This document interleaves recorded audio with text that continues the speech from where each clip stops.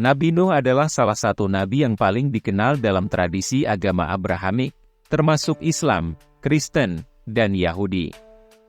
Ia dikenal karena kisah bahtera besarnya yang menyelamatkan umat manusia dan hewan-hewan dari banjir besar yang dikirimkan Tuhan sebagai hukuman atas dosa-dosa umat manusia. Namun, ada satu episode dalam kehidupan Nuh yang sering menimbulkan diskusi dan interpretasi beragam, yaitu kisah ketika Nabi Nuh mabuk dan telanjang. Kisah ini terdapat dalam Alkitab. Menurut narasi tersebut, setelah air bah surut, Nuh menjadi seorang petani dan menanam kebun anggur. Ketika anggurnya sudah matang, Nuh membuat anggur dan meminumnya hingga mabuk. Dalam keadaan mabuk, Nuh tertidur telanjang di dalam kemahnya. Memahami kisah Nabi Nuh yang mabuk hingga telanjang membutuhkan eksplorasi beberapa hipotesis yang bisa menjelaskan mengapa hal ini terjadi. Berikut adalah beberapa hipotesis yang bisa dipertimbangkan. Salah satu hipotesis adalah bahwa Nuh mungkin tidak sepenuhnya menyadari efek fermentasi anggur. Setelah banjir besar, kondisi lingkungan dan pertanian mungkin berubah, dan Nuh mungkin tidak memiliki pengalaman sebelumnya dengan anggur yang difermentasi menjadi minuman beralkohol. Ketidaktahuan ini bisa menyebabkan dia minum dalam jumlah yang berlebihan, tanpa mengetahui efek memabukkan. Hipotesis lain adalah bahwa Nuh mengalami stres dan trauma pasca banjir. Menyaksikan kehancuran dunia dan bertanggung jawab untuk menyelamatkan umat manusia dan hewan-hewan bisa sangat membebani mental dan emosional. Minum anggur bisa jadi adalah cara bagi Nuh untuk mengatasi stres dan trauma tersebut, yang akhirnya menyebabkan dia mabuk.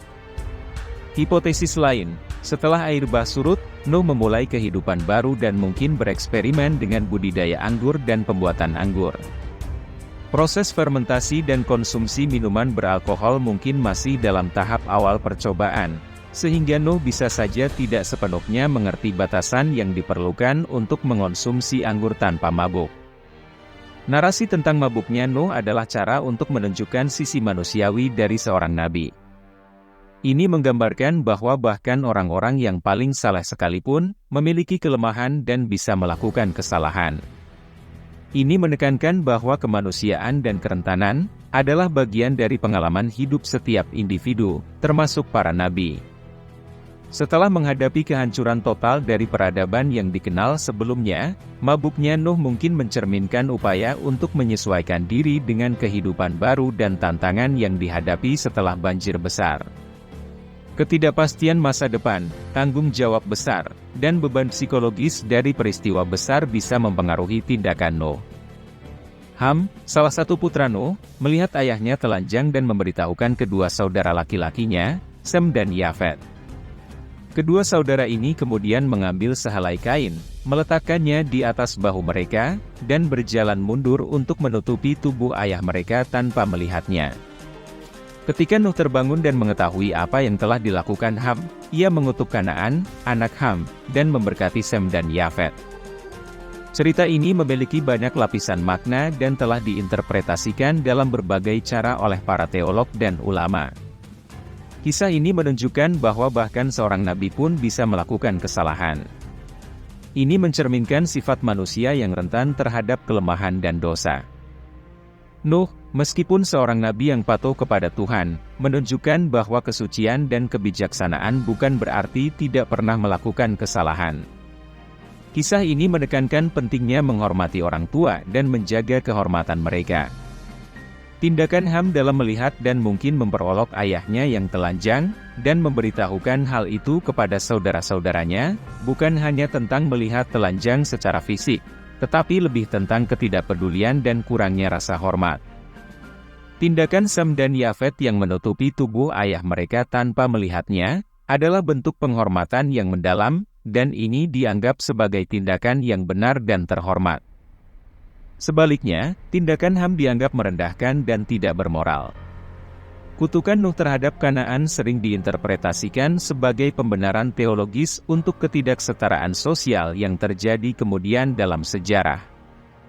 Namun, interpretasi ini telah banyak dikritik karena justifikasi semacam itu bisa disalahgunakan untuk membenarkan perbudakan dan penindasan. Dalam Islam, cerita tentang Nuh lebih fokus pada misi kenabiannya dan perjuangannya dalam menyebarkan pesan Tuhan. Al-Quran tidak mencatat kisah mabuknya Nuh seperti dalam Alkitab. Fokus utama dalam Al-Quran adalah keteguhan iman Nuh, upayanya yang tanpa kenal lelah untuk memperingatkan kaumnya, dan pengorbanannya untuk menyelamatkan umat manusia dan hewan-hewan dari banjir besar. Kisah mabuknya Nuh dan keadaan telanjangnya memberikan pelajaran penting tentang kerentanan manusia, penghormatan terhadap orang tua, dan konsekuensi dari tindakan kita. Dalam konteks agama dan moral, cerita ini mengingatkan kita bahwa bahkan tokoh besar dalam sejarah agama pun memiliki kelemahan, dan bahwa nilai-nilai seperti penghormatan dan perlindungan kehormatan keluarga adalah hal yang sangat penting. Bagi banyak orang, kisah ini juga mengajarkan tentang pentingnya belas kasih dan pengertian dalam menghadapi kesalahan dan kelemahan manusia.